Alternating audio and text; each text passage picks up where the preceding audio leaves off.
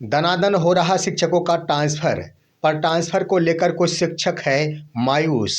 विद्यालय विलंब से पहुंचने पर और समय से पहले विद्यालय से लौटने पर अब शिक्षकों के कटेंगे आकस्मिक अवकाश। दोस्तों नमस्कार, मैं हूं आपका दोस्त एसके चौधरी।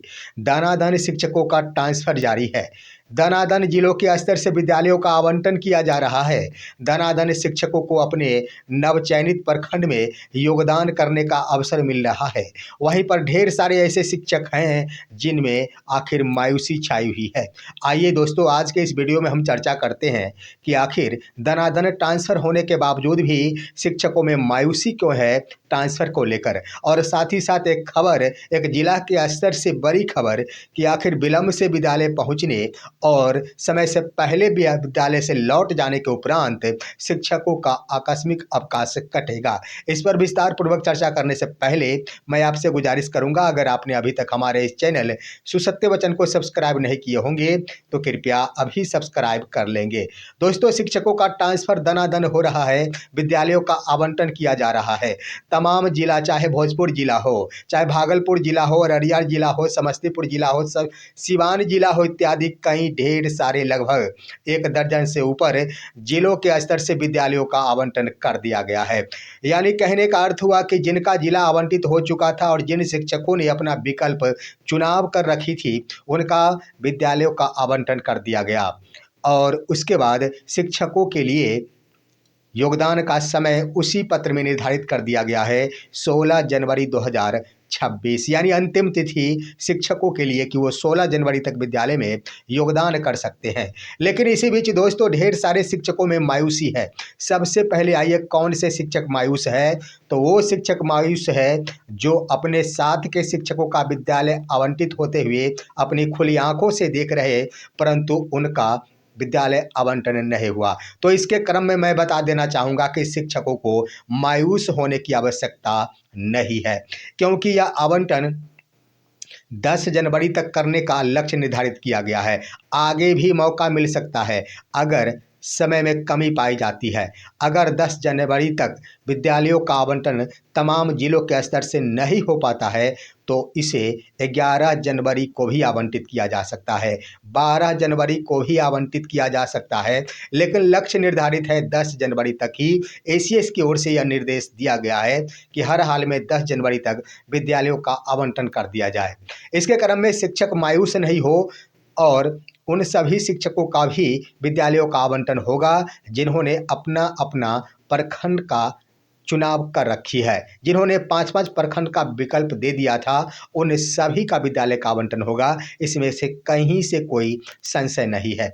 अब यहाँ पर दोस्तों मायूस वो शिक्षक हैं, तो इसके क्रम में हम बता देना चाहेंगे कि देर तक भी विद्यालय का आवंटन होगा, क्योंकि योगदान करने का जो समय निर्धारित है वह 16 जनवरी है, तो इसमें कोई संशय नहीं। लेकिन यहाँ पर आइए, वरीयता के क्रम में इस बार विद्यालय का आवंटन हो रहा है, यानी पहले विशिष्ट शिक्षकों का विद्यालय का आवंटन हो रहा है और विशिष्ट शिक्षक में भी जो सबसे ज़्यादा उम्रदराज शिक्षक होंगे उनका विद्यालय का आवंटन हो रहा है।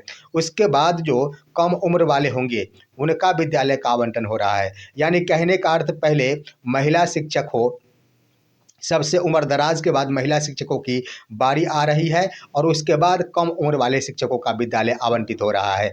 इसके बाद मौका आएगा बीपीएससी से बहाल शिक्षकों का। ढेर सारे शिक्षकों का विद्यालय आवंटित हो गया, यानी विशिष्ट शिक्षक के बाद विद्यालय अध्यापकों का विद्यालय आवंटित हो गया है। लेकिन जिन शिक्षक अभी तक उनका विद्यालय आवंटित नहीं हुए हैं, उन्होंने प्रखंड का विकल्प दे रखी है, तो उन्हें मायूस होने की आवश्यकता नहीं। हर हाल में उन्हें सभी का विद्यालय का आवंटन होगा। अब आइए दोस्तों, दूसरे रूप में वो भी शिक्षक मायूस नजर आ रहे हैं जिनका जिला अलॉट नहीं हुआ है। दरअसल कुछ वैसे शिक्षक हैं जिनकी संख्या ज़्यादा तो नहीं लेकिन कम ही सही, लेकिन है। उनमें मायूसी है कि अगर आज की तारीख में हमारा भी जिला आवंटित हो चुका होता, अगर मुझे भी प्रखंडों का विकल्प चुनने का अवसर मिल गया होता, तो आज मेरा भी विद्यालय आवंटित हो जाता। तो दोस्तों, इसमें या मायूस होने की आवश्यकता नहीं है। यह प्रक्रिया पूरी होने के बाद उनकी ही बारी आएगी जिनका जिला अलॉट नहीं हुआ है। यहाँ पर हम बता देना चाहेंगे कि जिनका जिला अलॉट हो चुका था उनसे भी प्रखंडों का विकल्प मांगा गया था। तो ढेर सारे शिक्षकों के स्तर से ऐसे शिक्षकों की संख्या लगभग 6000 थी जिन्होंने प्रखंडों का विकल्प का चुनाव नहीं किया था। तो उन शिक्षकों की थोड़ी सी परेशानी है, उन्हें अभी विद्यालय आवंटित नहीं किया जा रहा, लेकिन उन्हें भी मौका मिलेगा, उनका भी विद्यालय आवंटित किया जाएगा। अब आइए बातें करते हैं ढेर सारे शिक्षक, ये तो अंतर जिला स्थानांतरण वाले हो गए, लेकिन सेम जिला वालों आज भी मायूस नज़र आ रहे हैं, क्योंकि उनकी भी चाहत है कि मेरा भी ट्रांसफ़र होना चाहिए। तो दोस्तों मैं बता देना चाहूँगा कि यह मामला जुड़ा हुआ है जिला स्तर से।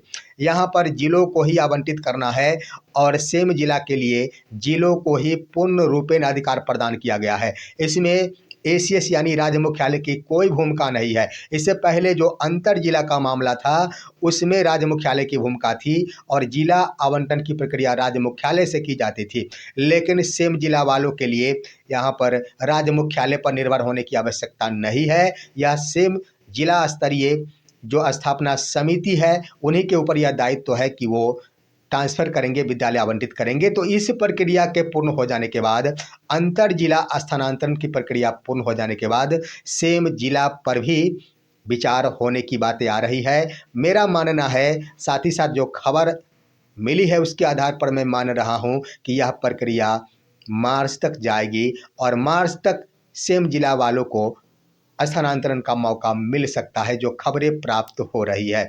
वहीं पर दोस्तों आइए अब ट्रांसफ़र से इतर बातें करते हैं। एक बड़ी खबर आई है कि शिक्षकों के द्वारा अगर विलंब से विद्यालय पहुंचा जाता है या फिर समय से पहले विद्यालय छोड़ दिया जाता है तो इसके बदले में शिक्षकों का आकस्मिक अवकाश काट लिया जाएगा।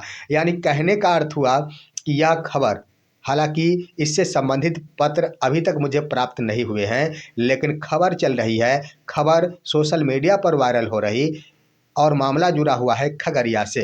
खगड़िया जिला शिक्षा पदाधिकारी की ओर से यह निर्देश दिया गया है। उस खबर में यही निर्देशित किया गया है कि शिक्षक अगर विलंब से विद्यालय पहुंचते हैं, जो समय सीमा का निर्धारण यानी विद्यालय पहुंचने का समय है 9:30 पूर्वाह्न, उसके बाद अगर शिक्षक विद्यालय पहुंचते हैं और पहुंचने के बाद लगातार नहीं, किसी भी दिन अगर किसी भी क्रम में वो 3 दिनों तक विलंब से विद्यालय पहुंचते हैं तो एक आकस्मिक अवकाश की कटौती कर ली जाएगी, यानी एक आकस्मिक अवकाश उनका समाप्त माना जाएगा। ये प्रक्रिया निर्धारित की गई है खगड़िया जिला के स्तर से। ऐसा इसलिए किया गया है कि शिक्षकों के द्वारा विद्यालय विलंब से पहुंचने पर ब्रेक लग सके, शिक्षक संभल कर समय पर विद्यालय पहुंच सके। और आइए, सिर्फ विद्यालय पहुंचने ही नहीं, विद्यालय से लौटने के क्रम में जो समय निर्धारित है 4 बजे अपराह्न, 4 बजे से पहले शिक्षक विद्यालय नहीं छोड़ेंगे।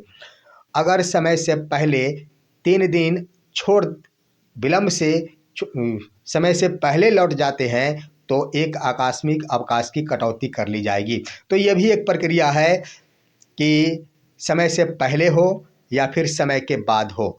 समय से पहले भी अगर 3 दिन विद्यालय से लौट चले आते हैं तो एक आकस्मिक अवकाश की कटौती कर ली जाएगी। तो ये एक खबर है जो खगड़िया जिला के स्तर से प्राप्त हो रही है। अगर वहाँ के जिला शिक्षा पदाधिकारी के स्तर से यह कदम उठाया गया है कि शिक्षक समय से विद्यालय पहुँचे और समय से पहले विद्यालय ना छोड़े, तो इस दिशा में उठाया गया यह एक बड़ा कदम है शिक्षकों को समय से विद्यालय पहुंचने को लेकर। लेकिन यहाँ पर एक और बात है कि राज्य मुख्यालय के द्वारा ऐसा एक भी पत्र निर्धारित नहीं है कि आपको कितने समय की छूट प्रदान की जा सकेगी।